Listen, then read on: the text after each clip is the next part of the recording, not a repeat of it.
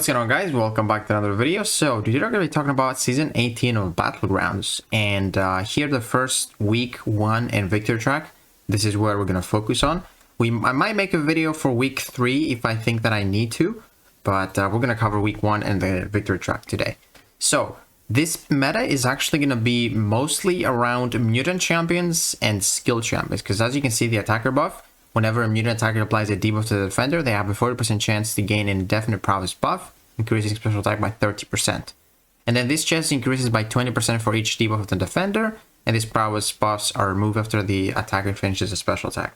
So I think this is going to be really strong for mutant champions, because 30% attack for your special is pretty strong, especially because you can stack that prowess. So if you have someone with consistent debuffs as a mutant, they are going to deal massive damage. And I'm pretty sure that parry is going to count as a debuff as well. So yeah, every single time you use a mutant champion, you parry a lot, you get a chance to get that prowess, which is pretty nice. Now for the defender buffs though, we have each time the defender purifies or cleanses a debuff, they gain a charge that permanently increases their combat power rate by 3%. And this goes up to a maximum of 20 charges. And then we have tenacity, so there's a 25% chance they purify every single debuff. So the reason why I think this meta is going to be really interesting is because it kind of like pushes away science champions. Because most science champions, if we jump into like Aunt May right here, you're going to see that they just focus on debuffs. Like Abomination Immortal focuses on debuffs, Cassie's focusing on debuffs. I guess you could use Hulk if the fight doesn't last long and you don't want to use a stun lock. Torch counts as well. Joe Fix is going to have a hard time. Mr. Fantastic is going to have a hard time. Photon might have a hard time as well. You know, she's probably going to still like get those charges, but she's not going to have like the block penetration and like the block proficiency that she gets. But like you can't use Morbius, you can't use Quicksilver, you can't really use what's his name, Scorpion, Silk, Spider-Ham. Spot, however, might be able to be used because, you know, you don't care about the debuffs. You just want them to be placed so you can increase your Rupture Bank. So he could be used. But, like, Titania is a really good champion for BGs. And with Tenacity on, she's probably not going to be that good. Or, like, Void. So, I'm really interested to see how this meta looks out. Because, yeah, Science champions are not going to be the play. So let's talk about the mutant champions. Mutant champions are going to be the ones that are going to shine for this meta.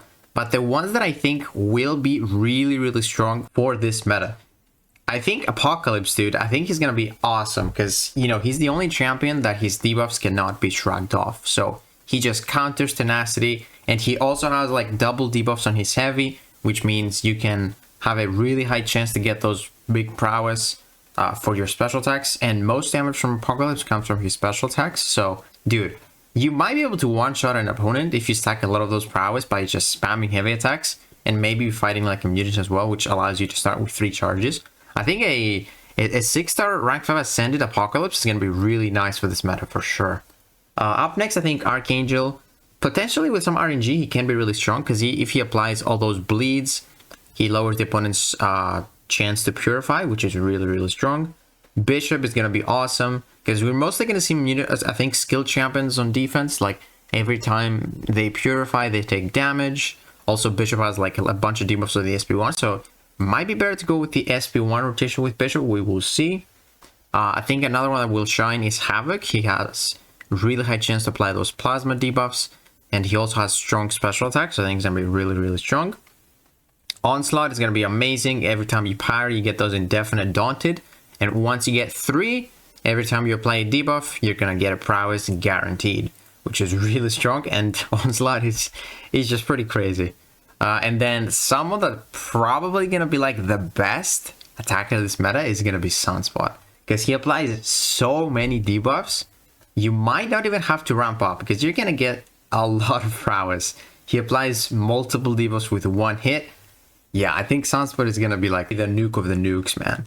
But someone I want to add as well, I think Toad has a really good potential to be a decent attacker this meta. Because every time you end with a medium attack, your 5-hit combo, or, you know, you don't even have to have 5-hit combo, he applies a poison, which is a debuff. And he can stack a lot of them, which means every time you apply one, if you have more than 3, you're going to have 100% chance to get that 30% prowess. So I think Toad potentially be pretty strong as well. And so now I kind of want to talk about the skill champions that I think will shine on defense. So obviously we have a 2-mutt, you can't really stun him, and if you try to stun him now, he will be, you know, getting those cleanse charges and becoming even more annoying with his concussions. Potentially be a little bit more annoying too, because some debuffs, if you apply them, he shrugs them off really fast. And then another one is going to be a high sig crossbones. Chill has a bunch of cleanse, gonna be pretty annoying. You can't really use like mutant champions against her unless you have like Bishop. Another one I think is gonna be annoying, Kingpin and Korg. They are already pretty annoying defenders, and this meta is gonna make them even worse now. Because like, if you want to get a stun off, there is a chance both of them shrug it off, but if they don't, there is a chance the node shrugs it off. So it's gonna be double fun. And then lastly, I want to add Moleman, especially now that he's a 7-star. I think he has a pretty good potential to be a really good defender this meta for sure. Now, for each class, I want to go for some champions that I don't think will work too well with Tenacity. So, you know, with the Science Champs, we already talked about that. Scorpion, Titania, those guys are definitely going to struggle. But for the skill class, there are some champions that focus on debuffs in order to deal damage. Like let's say Kate Bishop, she has passive debuffs, so that means she isn't affected by the node. But someone like Nick Fury, where you need the debuffs, those bleeds to take and you know, deal your most damage, he's not gonna work. Or like Black Cat, probably not gonna work too well. Moleman with the bleeds every time he crits, probably not gonna work too well. Moondragon needs those energy vulnerabilities, and even Stealth Spidey, where you want to have that slow up so you can get that passive Fury. Those I think are going to struggle on attack a lot. Mutant champions are going to be fine. There are some tech champions that might struggle a little bit. Like I think Howard the Duck potentially miss out on some of his damage. Iron Man with his debuffs on the SP1, those are really potent, so you definitely want to have them. Fam, potentially if you want to go for like a disintegration, it might get shrugged off, so keep that in mind.